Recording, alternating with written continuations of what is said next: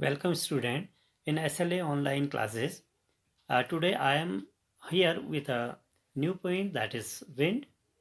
Uh, Originally wind is composed by Subramaniam Bharati in Tamil language, and it is translated in English by A.K. Ramanujam.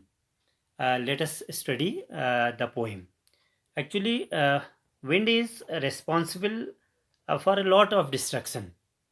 यदि हम कमज़ोर होते हैं तो यह हमें काफ़ी नुकसान पहुंचाती है, डिस्ट्रक्शन का एक कारण होती है। लेकिन हम इसके साथ फ्रेंडशिप कैसे कर सकते हैं, इसमें पोइट इसके बारे में बताते हैं। Let us study the poem. First line है विंड कम सॉफ्टली। तो पोइट कहता है कि विंड से कि आप धीरे धीरे बहो। Softly means slowly, in gently. Don't break the shutters of the windows. खिड़कियों के दरवाजे मत तोड़ो। शटर्स दरवाजे। Don't scatter the papers. और जो पेपर्स हैं, कागज हैं, पेपर्स, उनको मत बिखराओ, scattered. Don't throw down the books on the shelf. और सेल्फ में रखी हुई बुक्सों को नीचे मत फेंको। There look what you did. देखो तुमने यह क्या क्या कर डाला। You through them all down. तुमने उन सबको नीचे फेंक डाला। You tore the pages of the books. और तुमने जो बुक्स के पेजेस थे उनको फाड़ डाला, tore. You brought rain again. और तुम दोबारा से बारिश ले आए। तो यह पहली पंक्तियां हैं। Next lines. You are very clever at poking fun at weaklings. Poking fun means teasing, मजाक बनाना। वीकलिंग्स कमजोर, ह्यूमन बीइंग, कमजोर एनिमल्स एंड ऑब्जेक्ट। तो तुम जो कमजोर प्राणी हैं उनका मजाक बनाने में बड़े चतुर हो। और frail crumbling houses, crumbling doors. Frail means fragile, आसानी से टूटने वाले। तो आसानी से टूटने वाले जो कमज़ोर हाउसेज हैं उनका, क्रम्बलिंग डोर्स कमज़ोर दरवाज़ों का, कमज़ोर क्रम्बलिंग राफ्टर्स जो बल्लियाँ बीम हैं उनको, क्रम्बलिंग वुड कमज़ोर लकड़ी, क्रम्बलिंग बॉडीज़ जो कमज़ोर शरीर वाले हैं, क्रम्बलिंग लाइफ्स कमज़ोर शरीर वाले, बॉडीज वाले, जीवन वाले, एंड क्रम्बलिंग आर्ट्स और कमज़ोर हृदय वालों को, इन सबका तुम मजाक बनाते हो। द विंड गॉड विनोज। यहाँ पर विंड गॉड कहा गया। तो पवन देवता, विंड गॉड क्या करती है, विनोज। विनोज मीन्स उड़ा ले जाती है। किसको, कमज़ोर प्राणियों को। विनोज जनरली एक वर्ड है।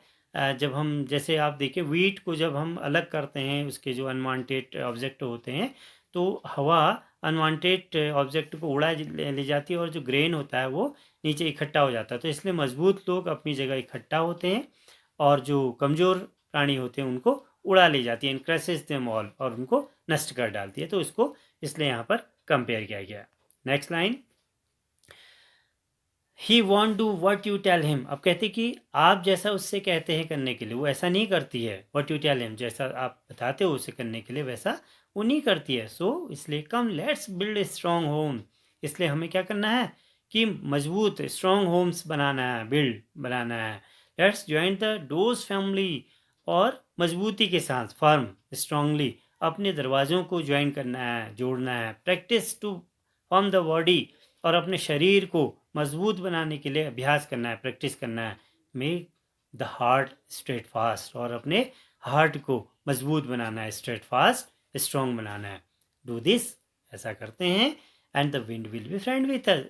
तो ऐसा हम यदि करते हैं तो विंड हमारे साथ दोस्ती कर लेती है, वो हमारी मित्र बन जाती है। Now the last point lines. The wind blows out weak fire. हवा जो कमज़ोर फायर है, वीक फायर है, उसको ब्लोज आउट कर देती है, बुझा देती है। Goes out, extinguishes. And he makes strong fires roar and flourish. और जो स्ट्रॉन्ग फायर है, तेज आग है, उसको और भड़का देती है, रोर एंड फ्लोरिश, और बढ़ा देती है। His friendship is good. तो यदि हम उससे दोस्ती करते हैं अपने आप को मजबूत करके, तो उसकी दोस्ती अच्छी होती है और हम उसकी प्रशंसा करते हैं। प्रेज मीन्स प्रशंसा करना। हिम एवरी डे, और रोजाना हम उसकी प्रशंसा करते हैं। तो यह इस तरीके से पोइम कंप्लीट हुई। अब हम आगे इसमें कुछ लिटरेरी डिवाइसेस देखते हैं। एक्चुअली इसमें कोई भी राइमिंग जो स्कीम है इसमें नहीं है, कहीं पर भी राइमिंग वर्ड्स यहाँ पर नहीं आए, लेकिन एक एनाफोरा लिटरेरी डिवाइस है। एनाफोरा आप पहले भी पोइम में समझते हैं क्या होता है। जैसे लाइन नंबर 2, 3 एंड 4 में जब हम एक ही वर्ड्स के साथ कंजिक्यूटिव लाइंस में रिपीट करते हैं, जैसे आपने 2, 3 और 4 लाइन में रिपीट हो रहा है बिगिन विथ डोंट से, या लाइन नंबर 6, 7, 8 में हो रहा है इट बिगिन विथ यू, तो ये डोंट और यू कई बार रिपीट हो रहा है बार बार, that is anaphora. Next, personification second literary device है।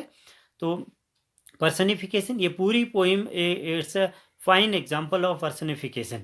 तो ये ह्यूमन बीइंग को यू आर करके पोइट यहाँ पर एड्रेस करता है। When the poet says you are, it means he is treating wind as a person, एक व्यक्ति की तरह ट्रीट कर रहा है, तो पर्सनिफिकेशन का एक एग्जाम्पल है। नेक्स्ट, रिपीटेशन, बहुत ज़्यादा रिपीटेशन है। The word crumbling, crumbling is repeated many times in the poem, तो repetition. Next, alliteration. Alliteration means the repetition of a consonant sound in close connection, like wind, windows, W, and in windows, W. Wound and want, W and W. तो ये alliteration. And last, symbolism. It's a fine example of symbolize. तो ये wind को यहाँ पर human challenges से, difficulties और problem से हम सिंबलाइज करते हैं। तो इस तरीके से ये लिटरेरी डिवाइसेस यूज हुई है इस पोइम में। अब हम आगे देखते हैं कुछ क्वेश्चंस। जो फर्स्ट लाइंस के क्वेश्चन आंसर हैं इसमें आपको दिए हुए हैं, जैसे how does the poet want the wind to blow, कैसे कभी कैसे कहता है पोइट, कैसे कहता है हवा से बहने के लिए, जेंटली एंड सॉफ्टली। तो इस तरीके से 4-5 क्वेश्चन हैं, आप इजली कर सकते हैं। और एक लास्ट, जो इसका लास्ट लाइन्स हैं वो भी बड़ी इंपॉर्टेंट है, तो उसको भी बड़े आराम से आप करिए। इसमें क्वेश्चन है, what is the effect of the wind on weak fire, कमजोर आग में हवा का क्या प्रभाव होता है। Second, what is the effect of the wind on strong fire, और स्ट्रॉन्ग फायर में क्या प्रभाव होता है। कमजोर आग को तो बुझा देती है विंड, और स्ट्रॉन्ग फायर को और रोर एंड फ्लोरिश करती है। Next, what does the wind symbolise, last में भी बताया था आपको। Name the poem and the poet, easy है, आपको बताने की आवश्यकता नहीं है। Trace a word from the extract, that means prosper. Prosper एक वर्ड है, उसका मतलब क्या है पोइम में, उसका मतलब है, आपको पता है, फ्लोरिश एक वर्ड आया है।